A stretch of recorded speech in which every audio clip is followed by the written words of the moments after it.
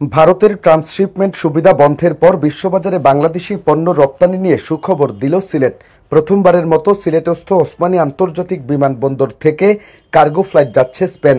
আজ রবিবার গার্মেন্টস পণ্য নিয়ে সিলেট থেকে স্পেনের উদ্দেশ্যে ডানা মেলবে মাল্টা ভিত্তিক গ্যালিস্টার ইনফিনিটি এভিয়েশনের ফ্লাইট।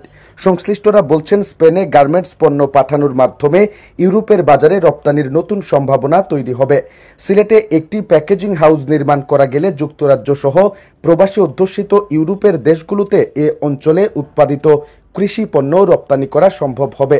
সিলেট থেকে বহির্বিশ্বে পণ্য রপ্তানির লক্ষ্যে ওসমানী আন্তর্জাতিক বিমানবন্দরে ২৬ কোটি টাকা ব্যয়ে ১০০ টন ধারণ ক্ষমতা সম্পন্ন অত্যাধুনিক কার্গো কমপ্লেক্স নির্মাণ করা হয়।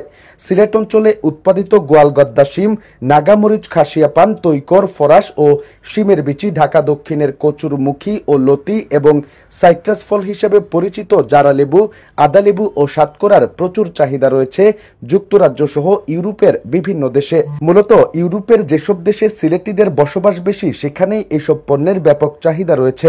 সিলেটি অধ্যুষিত এলাকার সুপার শপেও এসব পণ্যের ব্যবসা ভালো। একসময় বাংলাদেশ বিমানের যাত্রীবাহী ফ্লাইটে করে এসব পণ্য যুক্তরাজ্যে রপ্তানি হতো। পরে ইউরোপীয় ইউনিয়নের শর্ত পূরণ করতে না পারায় সিলেট থেকে এসব পণ্য রপ্তানি বন্ধ হয়ে যায়।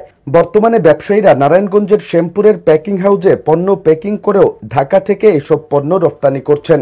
সিলেট থেকে যাতে সহজে আরও বেশি পরিমাণ কৃষি পণ্য ইউরোপের বিভিন্ন দেশে রপ্তানি করা যায়, সেই বিষয়টি পরিকল্পনায় নিয়ে মূলত ওসমানী বিমানবন্দরে অত্যাধুনিক এক্সপার্ট কার্গো হাউস নির্মাণ করা হয়। কিন্তু কার্গো কমপ্লেক্স করা হলেও সিলেটে নির্মাণ করা হয়নি প্যাকিং হাউস, যে কারণে সিলেট থেকে ইউরোপে কৃষি পণ্য রপ্তানির সম্ভাবনা আটকে যায়। নারায়ণগঞ্জের শ্যামপুরের প্যাকিং হাউসের ল্যাব টেস্ট ও প্যাকিং করে সিলেট বিমানবন্দর দিয়ে রপ্তানি অসম্ভব হয়ে পড়ে। ফলে কৃষিপণ্য রপ্তানির সম্ভাবনা আটকে যায় প্যাকিং হাউসে।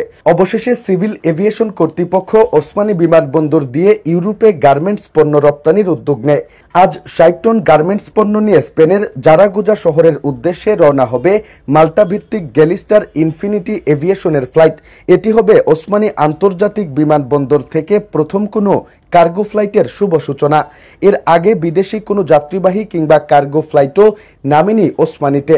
সিলেটের ব্যবসায়ীরা বলছেন, ঢাকার পর ওসমানী হতে পারে রপ্তানির জন্য গুরুত্বপূর্ণ বিমানবন্দর। Sylhet metropolitan chamber of commerce and ইন্ডাস্ট্রির সদ্য সাবেক সিনিয়র সহসভাপতি আব্দুল জব্বার জলিল জানান, ওসমানী থেকে ইউরোপে গার্মেন্টস রপ্তানি শুরু হওয়ায় এই অঞ্চলের আমদানি রপ্তানির নতুন সম্ভাবনার দুয়ার খুলছে। এখন ব্যবসায়ীরা শুধু রপ্তানি নয়, ইউরোপ থেকে বিভিন্ন পণ্য আমদানিও করতে পারবেন। তবে সিলেটে একটি প্যাকিং হাউস করা না গেলে কার্গো হাউস নির্মাণের মূল লক্ষ্য বাস্তবায়ন হবে না। শুধুমাত্র একটি প্যাকিং হাউস করা গেলে সিলেট অঞ্চল থেকে পুরো ইউরোপের বাজারে বিভিন্ন জাতের কৃষিপণ্য রপ্তানি করা যাবে। এতে রপ্তানি বৃদ্ধির পাশাপাশি সিলেট অঞ্চলেও কৃষি বিপ্লব হবে। এ প্রসঙ্গে ওসমানী আন্তর্জাতিক বিমানবন্দরের পরিচালক হাফিজ আহমদ জানান, সিলেট থেকে স্পেনে পণ্য রপ্তানি সিলেট তথা বাংলাদেশের অর্থনীতিতে ইতিবাচক প্রভাব ফেলবে।